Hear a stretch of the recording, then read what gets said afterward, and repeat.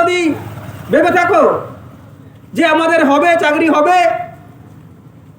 এখন 10 বছর পরে আমরা পরীক্ষা দিলাম 70 মার্কের, কাট অফ হলো 77, 75, 73 বিভিন্ন বিষয়ে। কিভাবে আনবো ওই এক্সট্রা নাম্বার? আমরা কোথা থেকে আনবো? কোন অলৌকিক ক্ষমতায় আমরা ওই এক্সট্রা 7 নাম্বার, 5 নাম্বার, 3 নাম্বার নিয়ে আসবো?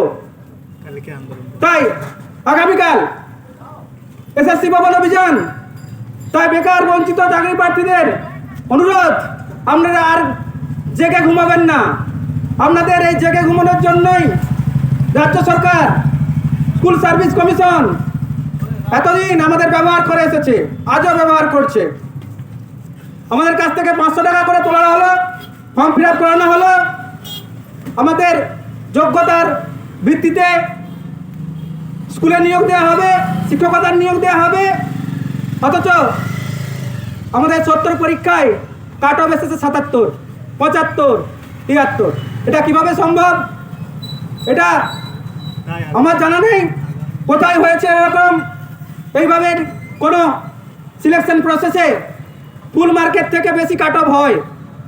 তাই আগামীকাল যে এসএসসি ভবন অভিযান, তাতে যোগ্য প্রার্থীরা আসুন, আপনাদের অধিকার বুঝে নিন।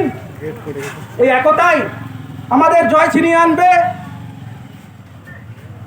শূন্যপদ বৃদ্ধি, গত 10 বছর একটা পরীক্ষা হয়নি এসএসসি নিয়োগ, অথচ এই কম সংখ্যক নিয়োগে রাজ্য সরকার নিয়োগ করে তাদের পাপ ঢাকতে চাইছে, তাদের পাপের প্রায়শ্চিত্ত করতে চাইছে। 2016 যে প্যানেল বাতিল হয়েছে, সেই শিক্ষক মহাশয়দের চাকরি ফিরিয়ে দিয়ে ফ্রেশারদের বলে দিচ্ছে।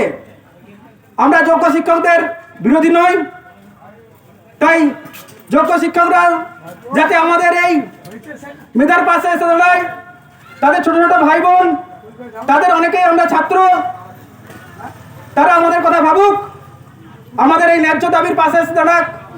যোগ্য শিক্ষকদের কাছেও আমার অনুরোধ, আপনারা প্রতিবাদ করুন, আমাদের আগামীকালের আন্দোলনে অংশগ্রহণ করুন। আমাদের এই আন্দোলনে নৈতিক সমর্থন জানান। আগামীকালের এই আন্দোলনে আসুন।